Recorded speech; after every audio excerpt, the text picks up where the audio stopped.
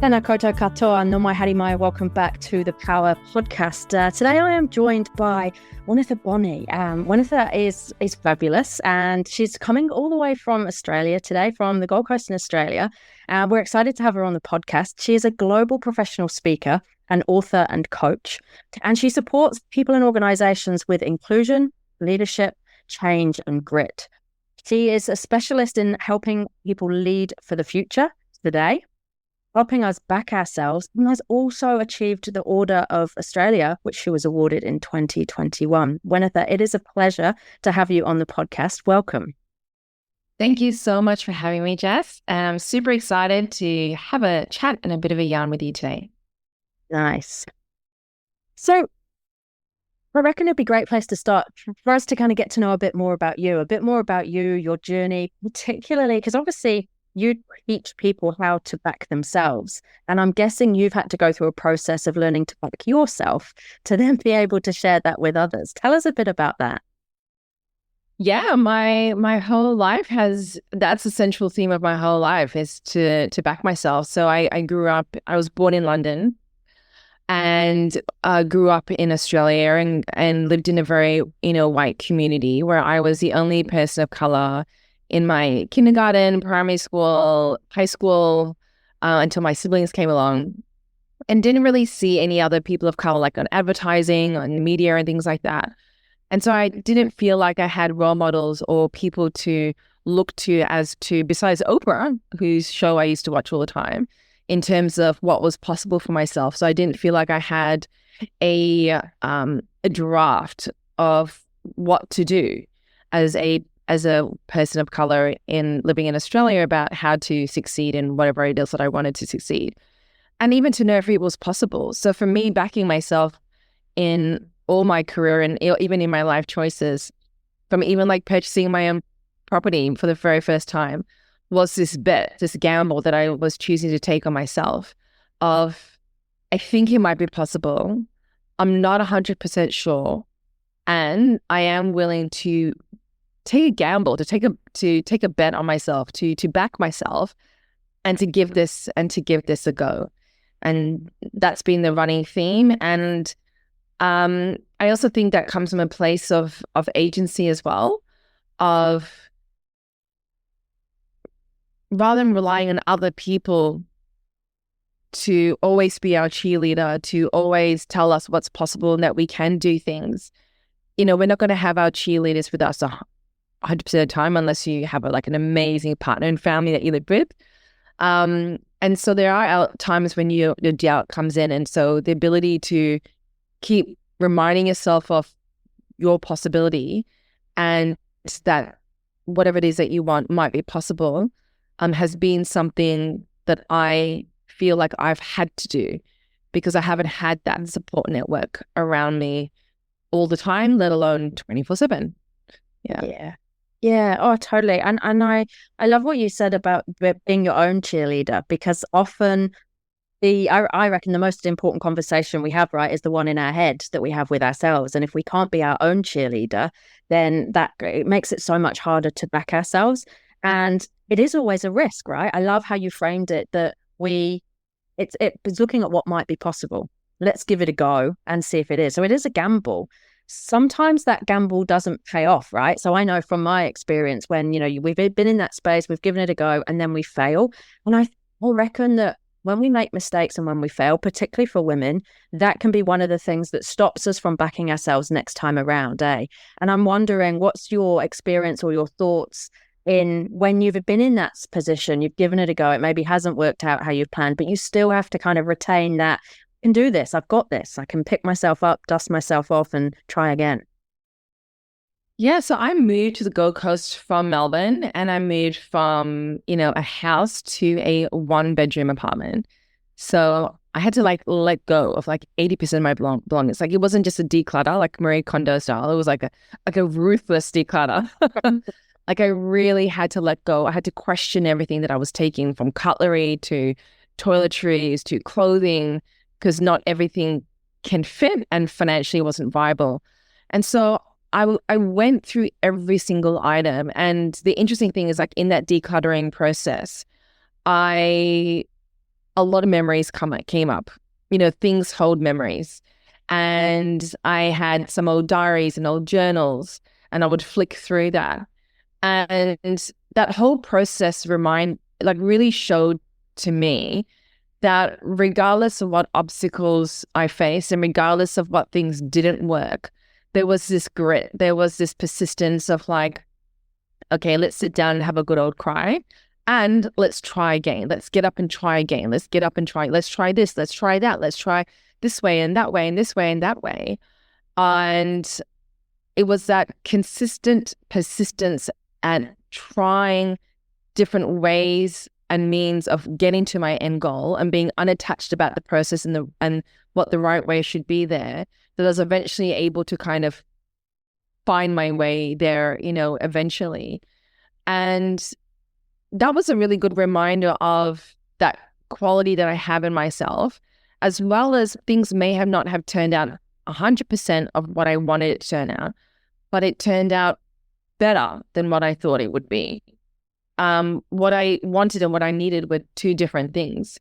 So that process really helped me realize that even if things don't work out, there is something better in store for me. I just don't know what that is right now. And I have the skill set to get myself somewhere, even if that somewhere spot changes. And then the other thing is stories of other women. So for me, women of color that may have had it tougher than I have. Some had more layers of identity where there's more marginalization, more discrimination than I have, and that have still overcome those barriers. And so holding on to those stories, and those stories aren't modern day stories. These are old stories. These are ancient stories of when equality for women looked completely different than what it is right now.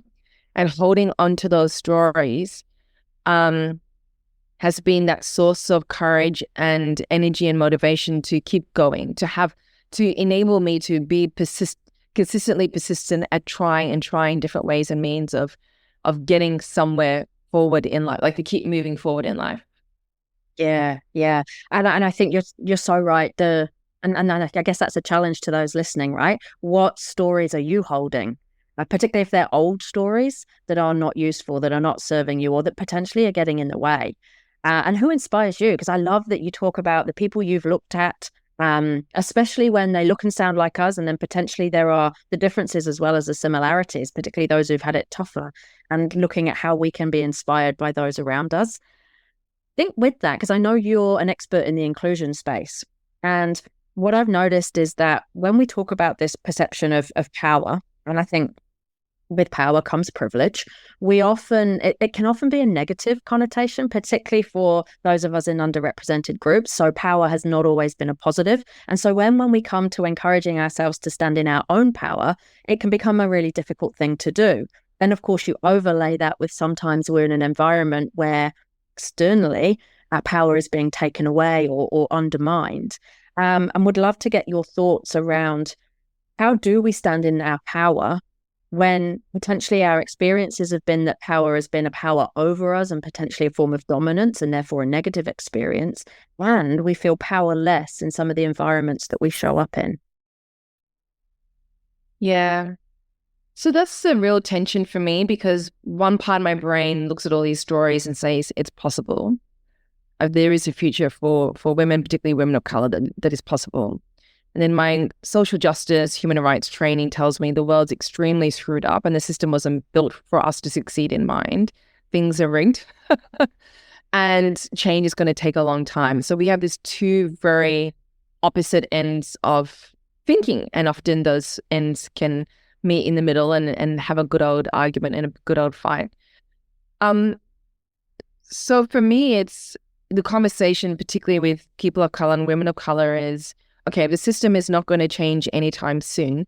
How can we manage and navigate the spaces? How can we navigate and manage this white and masculine spaces that we work and we live in? So we can't always change people, places, and things. And as an inclusion expert in yourself as well, like, we know that change really does take time. And because as humans, we don't, status quo bias, we don't what is underneath status quo bias is we as humans, we don't like change. Change is uncomfortable. And so we push against change. So we know that. And so for me, being able to maintain your self-worth and your essence in the world is what I believe true power is. And when we are able to maintain our essence without it being impact and influence, we are able, by positive and negative experience, we are able to navigate and manage our experience in those spaces better. Not perfectly, but better.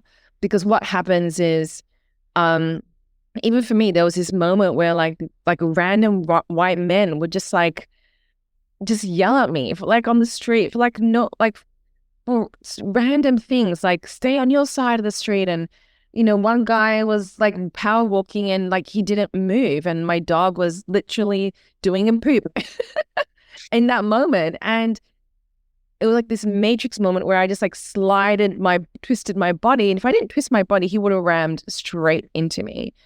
And so those moments, it all happened in the space of 2 weeks, and it infuriated me of like, it reminded me of like where the world is at. And again, it goes back to this principle of like, I can only try, I can contribute in the work that I do to make the world a better place. Ultimately, I can't control people and places, and I can choose for these situations to not break me in this moment. And that's where, for me, like that sense of power is, because I wrote a leadership book for women of color called Colorful. And in that book, I kept reiterating that that's exactly what the system wants. If we think about the oppressor as a singular object, I say that's exactly what the oppressor wants. The oppressor wants to break you. The oppressor wants to break your spirit. And the best way to control and have power over is with a broken spirit. And to not have your spirit broken and to exist in the world as yourself is one of the hardest things that we can do. And that, to me, is what living in your power truly is. For me, that means, speaking up about everything. Even if it's like returning something to the grocery store because they charged me incorrectly. It's giving myself permission to dress how I want. I don't want to wear dresses all the time. I don't want to wear pink all the time. I don't even skirts. I like pants. I like shorts. I like more of a masculine way of like dressing. And even giving myself permission to do that, because as people, we can sacrifice our identity for acceptance. And the way that we live that is we code switch. So when I'm in a room full of white men, I become the nice, good brown girl, And so it's these little edits in how I dress, speaking up, even if that person who yelled at me, yelling back at them and saying, not in a non-violent way of like, that's not okay, don't speak to me like that, is ways that I can stay in my power. But I think the first step is, like in my colorful book, it's divided into 2 parts. And the first part is to reclaim. And then the second part is to build and to create. But we can't build and create if we haven't reclaimed. So if we are powerless, we need to reclaim our power. And that means going to all the parts that we may not want to look at, the parts when we have sacrificed our identity for acceptance, all the times and moments when we have code switched and showed up in places and with people not being ourselves. And we've done that because as a survival mechanism, right? Because if I show who I am and be who I am in that moment, people are going to say things and they're going to hurt me because that's been my experience.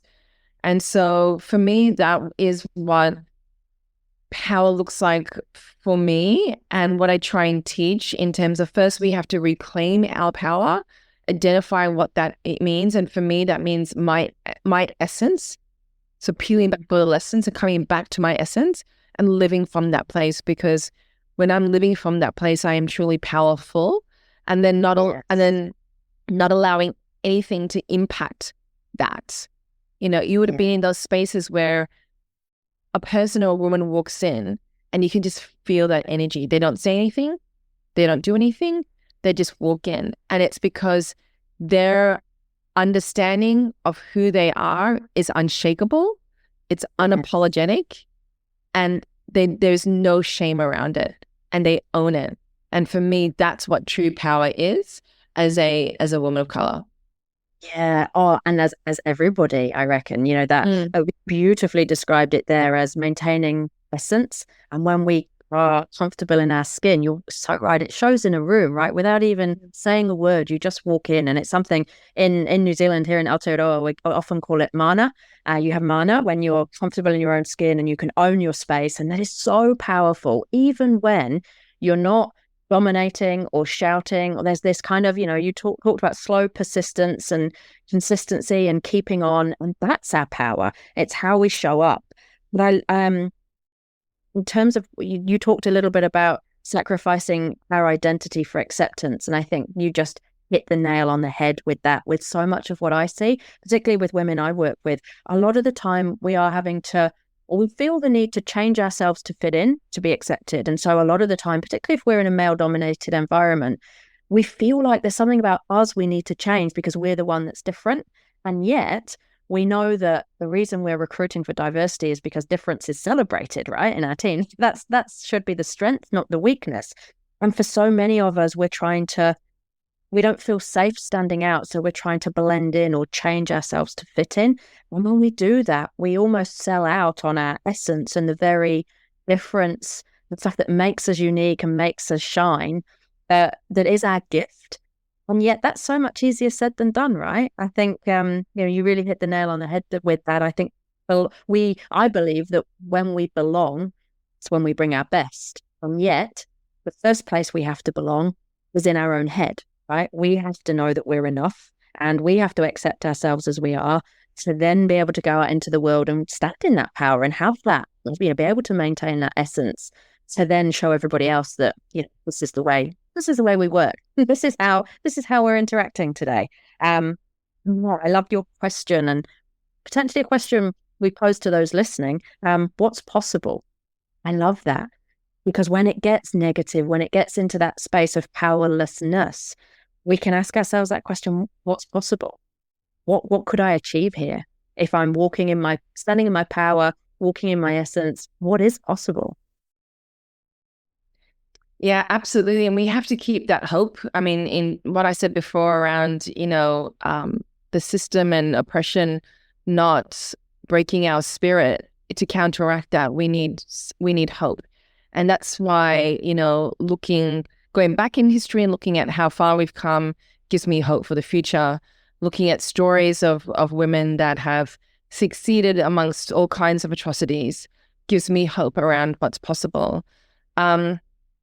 Otherwise, particularly in this work, particularly if you do inclusion work full time, right? And it can get very heavy very fast. And the thing that I've realized is I need to have hope, but I also need to hold hope for the work. I need to hold hope for others, and in order for others to also do the work. And hope is what needs to guide the work. Possibility is what needs to guide the work, rather than looking at all the broken bits. There was a quote by somebody, I forgot who it is, but they said rather than fix a system, build a new system. And that has guided me a lot in my work. Of there can be a lot of frustration in fixing the system, and people don't like change. People do like new things. And the best way to create change, I believe, is to create new ways and new pathways of doing things. For example, at a client where they had a CEO position open, and we had a conversation about how do we recreate that position in a way that makes it more open for women, particularly women that have caring responsibilities, to step into that role. And so we changed the nature of the role, and we had 2 women apply, and who were already working on reduced hours. And so we actually changed the role for them to be co-CEOs. So they already had been working together, so that we knew that they would work quite well together. And then changed the roles so they were co-CEOs. So they do 7 days in a fortnight. And we thought we'll just recreate a new role. And Nice.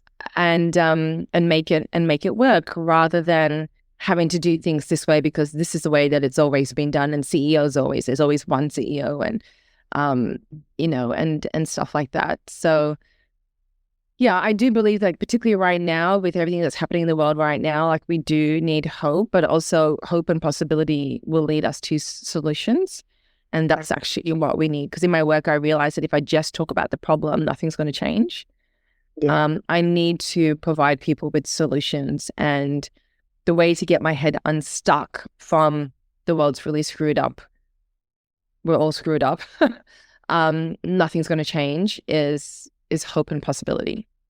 Yeah, and that's a beautiful example of, answering that question, what's possible, and thinking something new, totally outside the box. And I think the current climate that we're in across the globe, never has that been more necessary in terms of being able to think outside the box and think about what's possible. And I love that when we think of hope, not only is it a positive, but it brings us back to what's in our control. You talked about sometimes the only thing we can control is how we show up, how we respond, what we do, and how we navigate through the system that we find ourselves in, and how we innovate and create new solutions for a new system.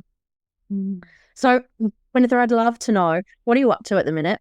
Where can people find out more about you? It's been a fabulous chat. And for those that have enjoyed this corridor and want to connect, where will we find you, and what are you up to at the moment?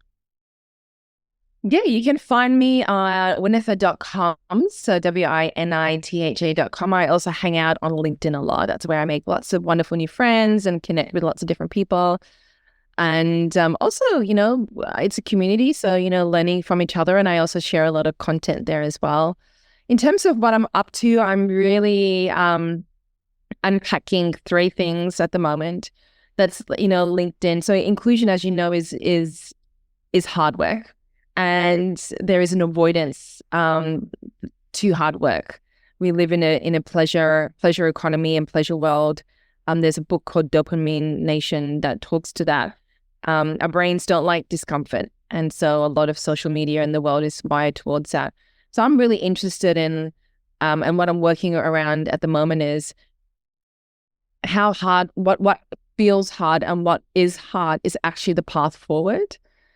Looking at problem solving and how we can work through that hard stuff. And then back yourself is what ties in as well. So in order to do hard things, we need to have the skill and the capability to problem solve. In every system, there is a loophole, because we're imperfect people, live in an imperfect world, and we create imperfect systems. We just need to, where there's a will, there's a way. We just need to find the way, and there's always a hole. We just need to find that loophole. And that's going to require persistence. That's going to require you to consistently be persistent. And that's going to require you, when the hard things really do get hard, to really back yourself.